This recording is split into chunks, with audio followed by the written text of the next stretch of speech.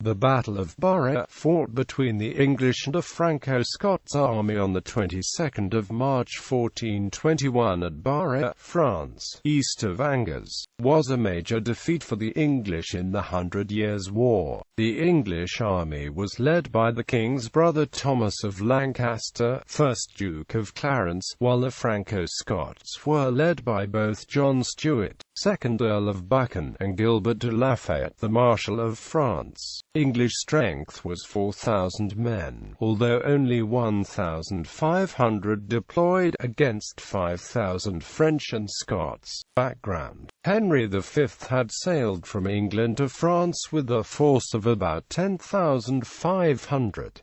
He then pursued a highly successful military campaign, including the decisive victory at the Battle of Agincourt, and regained from the French crown much of England's previously held lands in France. The Scots had been in an alliance with France since 1295. In 1419 the situation in France was desperate. In the aftermath of Agincourt, Normandy was lost to the English and Paris to the Burgundians. France was in a state of an ongoing civil war between the royalist faction and the supporters of the Dukes of Burgundy. In these deteriorating circumstances, the Dauphin appealed to the Scots for help. A Scottish army was assembled under the leadership of John, Earl of Buchan, and Archibald, Earl of Buchan, and from late 1419 to 1421 the Scottish army became the mainstay of the Dauphin's defence of the lower Loire Valley. When Henry returned to England in 1421, he left his heir presumptive, Thomas,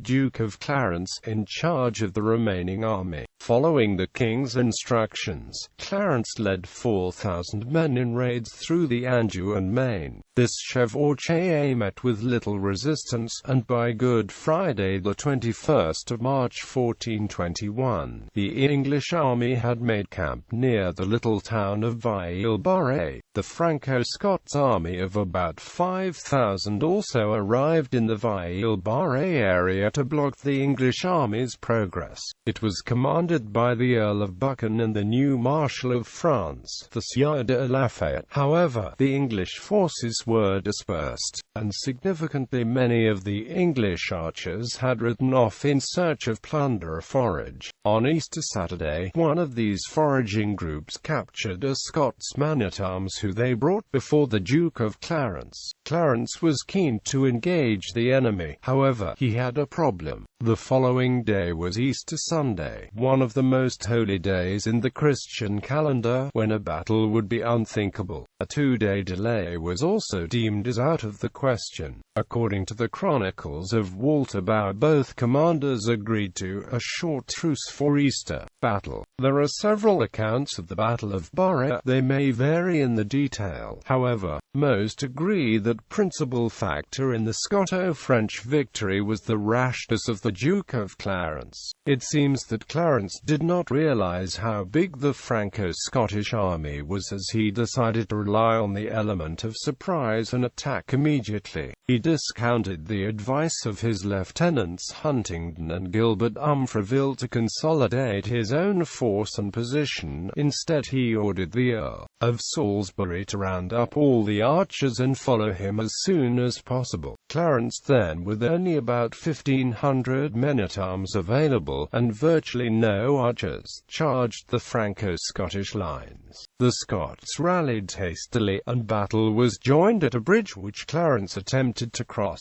100 Scottish archers, under Sir Robert Stewart of Ralston, reinforced by the retinue of Hugh Kennedy, held the bridge and prevented passage long enough for the Earl of Buchan to rally the rest of his army. When Clarence finally forced his way across, he was confronted with the main body of the Franco-Scottish army. Its men-at-arms were dismounted and were well defended by the Scottish archers. In the ensuing melee, John Carmichael of Douglasdale broke his lance, unhorsing the Duke of Clarence. There are several versions of how Clarence met his death, but, according to Bauer, the Scottish knight Sir John Swinton wounded the prince in his face, but it was Alexander Buchanan who is credited with killing the Duke with his mace and holding the dead Duke's coronet aloft on his lance in triumph. Another version stated that a Highland Scot, Alexander MacCausland of Lennox, was responsible for Clarence's demise, whereas a French chronicler Georges Chastelain has the Duke killed by a Frenchman. Later on in the day, probably in the evening, decisive action was taken by Salisbury, who, having succeeded in rounding up the English archers,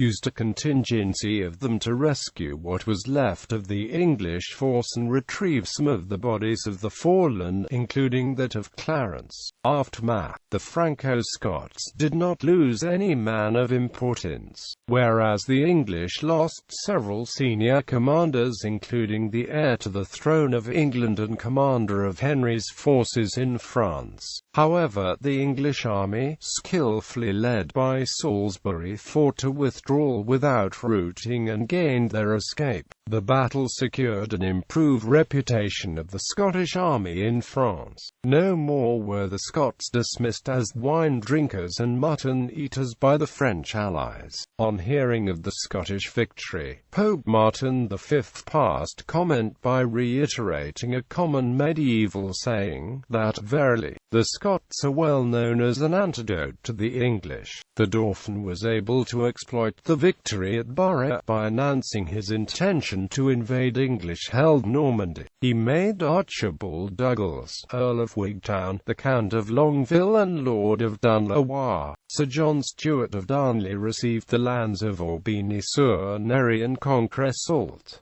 The Earl of Buchan was made Constable of France. In 1422 the Dauphin created the 100 men-at-arms of the King's bodyguard, known as the 100 Lancers of France, to supplement the 24 archers of the Garde Écossaise. The 100 Lancers eventually became the company known as the Gendarmerie of France, who distinguished themselves at Fontenoy in 1745.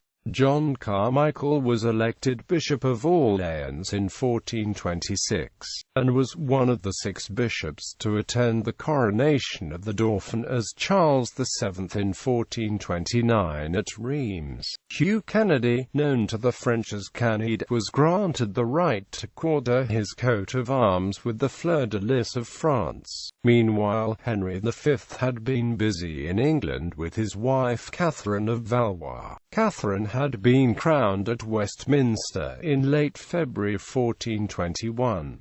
Soon after the Queen's coronation, Henry and Catherine had set out on separate tours of England. It was while Henry was in the north of England he was informed of the disaster at Baugé and the death of his brother. He is said, by contemporaries, to have borne the news manfully.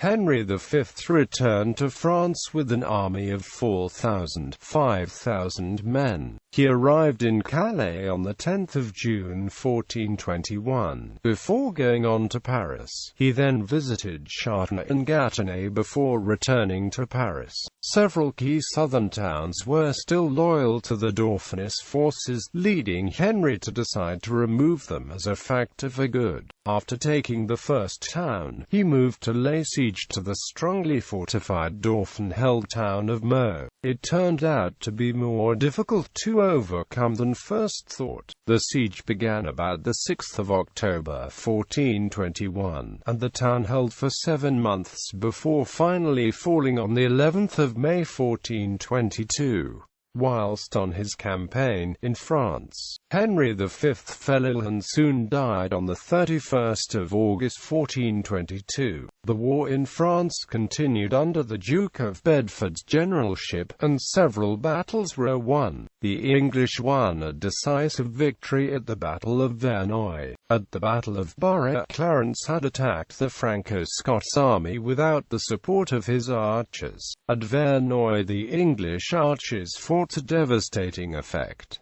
The result of the battle was to virtually destroy the Dauphin's field army. By the time James I, who had returned to Scotland, was reluctant to send more relief to the French, and they were no longer a factor in the war. Notable casualties and captives. Deaths: Thomas of Lancaster, 1st Duke of Clarence; John Grey, 1st Earl of Tankerville; John de Ros, 7th Baron de Ros; Gilbert de Umfreville, Earl of Kyme.